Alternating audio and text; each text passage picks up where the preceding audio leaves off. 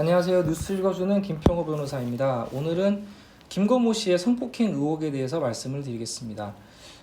강용석 변호사와 김세의 전 MBC 기자는 지난 6일 유튜브 방송에서 가수 김건모 씨가 2016년 한 강남의 유흥주점에서 욕설을 하면서 A씨를 성폭행했다는 의혹을 방송했습니다. 김건모 씨 측은 사실 무근이라는 입장을 발표하고 지난 13일 A씨를 상대로 무고와 명예훼손 혐의로 고소를 했습니다.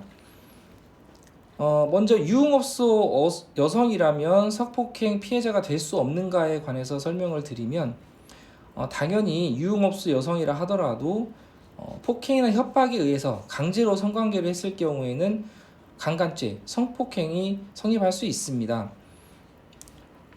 그 다음에 강용석 변호사가 김건모 씨가 성폭행이 확실하다 이런 근거로 주장한 것을 한번 살펴볼 필요가 있는데요. 강용석 변호사는 김건모 씨가 사건 당일 피해 여성을 처음 만났고 해당 여성에게 어떠한 대가도 지불하지 않았다. 유흥업소에서의 성매매라고 주장하기 위해서는 대가를 지불했어야 한다고 주장하고 있습니다. 먼저 성폭행이 성립하려면 법적으로 어떤 게 요구되는지부터 알고 설명을 드릴 필요가 있는데요. 강간죄가 성립하기 위해서는 피해자가 단순히 싫은 성관계를 했다라는 것만으로는 부족하고 피해자가 그 성관계를 거부하려고 하였으나 폭행이나 협박으로 거부를 못하게 강제로 했다거나 아니면 거부를 도저히 할 수 없는 그런 현저하게 곤란한 상황을 만들었을 경우에 강간죄가 성립할 수 있는 것입니다. 강효석 변호사가 한 얘기를 잘 살펴보면은요, 김건모 씨는 사건 당일 그 피해자라고 하는 A씨를 처음 만난 것으로 보이고요. 어떠한 대가도 지불하지 않았다라는 게 강효석 변호사 측의 주장이고, 또 하나 우리가 중요하게 볼 수 있는 내용은 강효석 변호사는 김건모 씨가 폭행을 했다라는 내용은 얘기를 하지 않고 있습니다. 욕설을 했다라고 얘기를 하고 있는데요.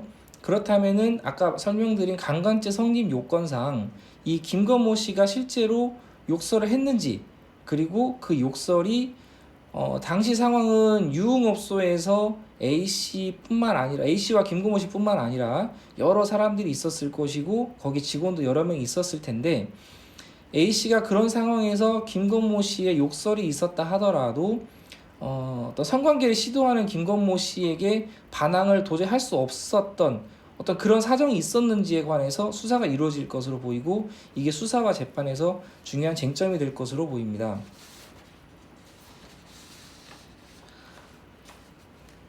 그리고 김건모 씨가 A씨를 무고와 명예훼손죄로 고소를 했는데요. 이러한 성폭행 범죄에서 가해자로 지목된 사람이 자신의 억울함을 호소할 수 있는 가장 강력한 수단이 상대방을 무고죄와 명예훼손죄로 고소를 하는 방법입니다. 이게 가장 강력한 억울함 호소 방법이 되는 이유는 이렇게 무고죄, 명예훼손죄로 고소를 한 것이 아무런 근거가 없는 것일 경우에는 무고죄에 무고죄 이런 식으로 돼서 본인의 처벌이 더 무거워질 수 있거든요. 이제 본인이 더 무거운 처벌을 받을 것을 감수하고서라도 나는 억울하다라는 것을 표현하는 그런 방법이라고 보시면 될 것 같습니다. 김건모 씨가 A씨를 고소한 무고와 명예훼손죄에 관해서는 경찰도 밝히고 있지만은 김건모 씨의 성폭행 의혹 수사 이후로 조사가 미뤄질 것입니다. 이 이유는요, 성폭행 피해자가 본인 억압이 돼가지고 압박을 본인 또한 피의자가 돼가지고 압박을 받는 것을 예방하기 위해서 수사 순서를 이렇게 조정을 하고 있는데요.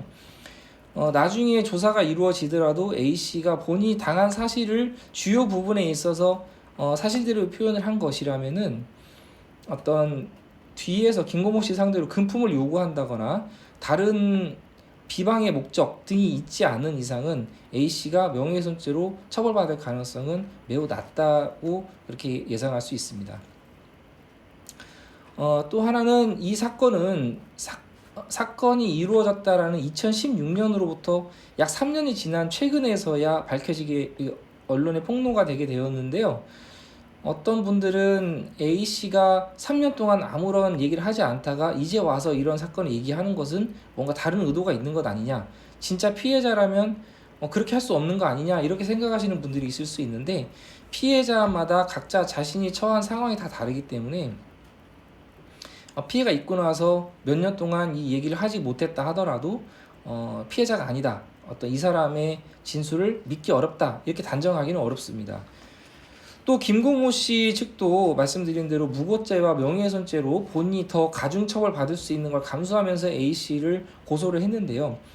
이렇게 김고모 씨도 억울함을 호소하고 있는 만큼 아까 말씀드린 과연 김고모 씨가 A씨에게 욕설을 해서 이 A씨가 반항을 할 수 없는 그런 상황이 됐던 것인지에 관한 그런 조사를 좀 더 지켜봐야 될 것 같습니다.